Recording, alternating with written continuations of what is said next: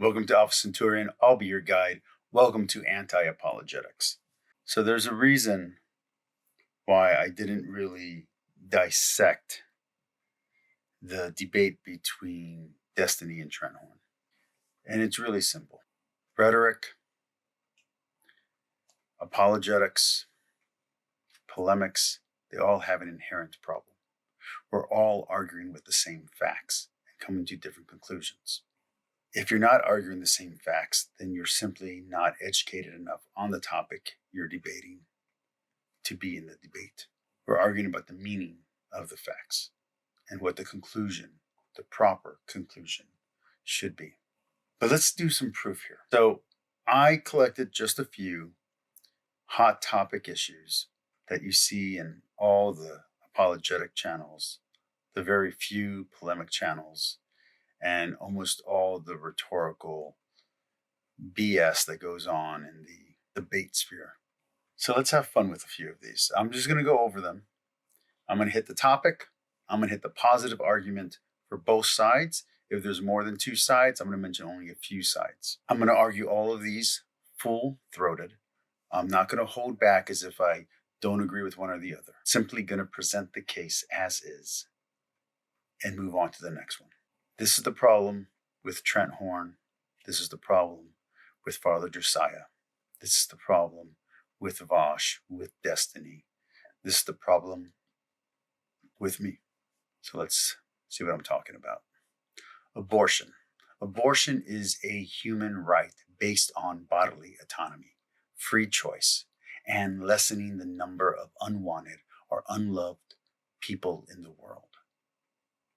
But abortion should not be a guaranteed human right because it violates the unborn's right to life and denies the unborn's inherent value.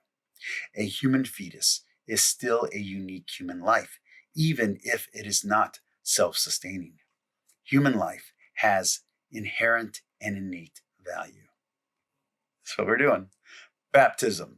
Baptism is necessary to be saved based on the formula presented in the Bible and the commands of Jesus. Baptism is not necessary because there are people in the Bible who were saved who were not baptized. Baptism should be done, but only for a consenting adult or for someone at the point of death, when that person is fully aware of what they are committing to. Baptism should be done for infants because of conditions like SIDS and the dangers of life. And it would be wrong not to grant that same gift of baptism to them just because of their age. All right. Okay. One true religion, or the only true religion. Let's hear them. Catholicism is the only true religion. It was founded by Jesus Christ himself, who appointed St. Peter as its head, as the servant of servants, and was promised that the gates of hell would never triumph against it. Eastern Orthodoxy is the only true religion because it preserves the original traditions of the Church in its unchanging teachings, rituals, and liturgy.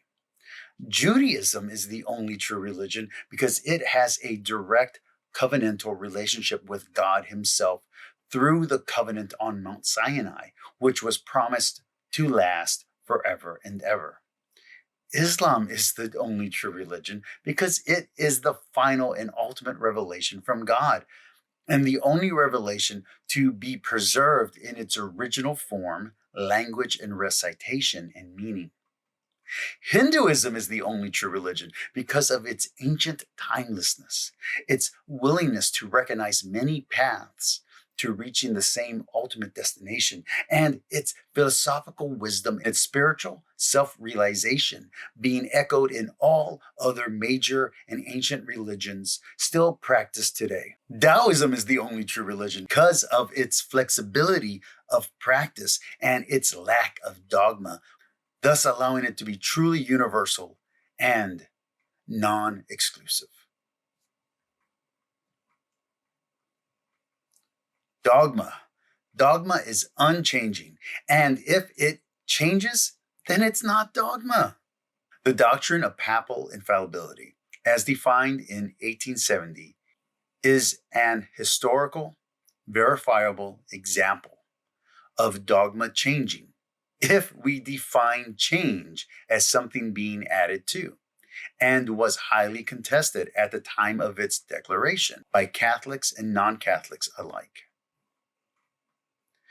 Existentialism is a humanism, as there is no great meaning nor purpose to life.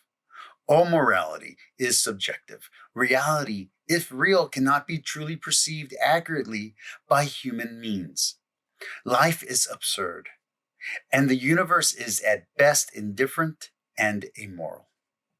Therefore, true freedom comes from accepting responsibility for one's own choices and actions or inactions.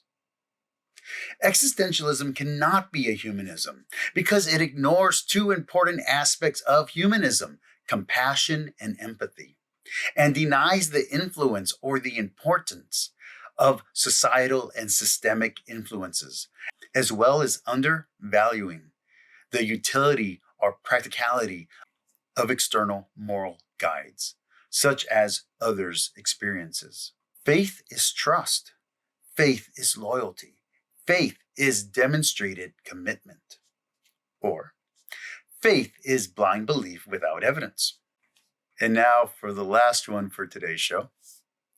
God is real, intangible, incorporeal, outside of time. God is uncaused and necessary. Or, empirical evidence.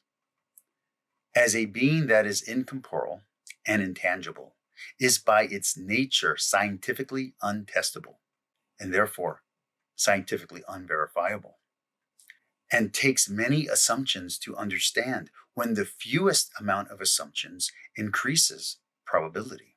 And the added complication of the limitation of human cognitive and perception makes the claim of understanding such a being unreasonable. An appeal to Occam's razor and Xenophane's paradox.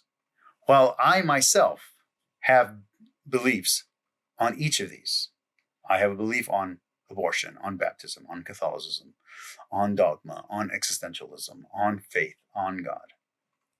While I myself believe God to be real and everything that follows from that, every side has facts that it's dealing with, and we have to deal with the same facts when presenting an argument. If this was fun for you all, if you enjoyed this, I have about 20 more of these that I could do. Let me know. Comment down below. Tell me what you think of each side of the argument. Tell me what you believe about the argument. And let's have fun. My channel used to be way more fun. Let's have fun again. I want to grow this audience, and let's do things. Let's be experimental. Let's be dangerous. Let's be risky. Let's do the things that apologists are scared to do, because this is not an apologetics channel. Welcome to the Anti-Apologetics.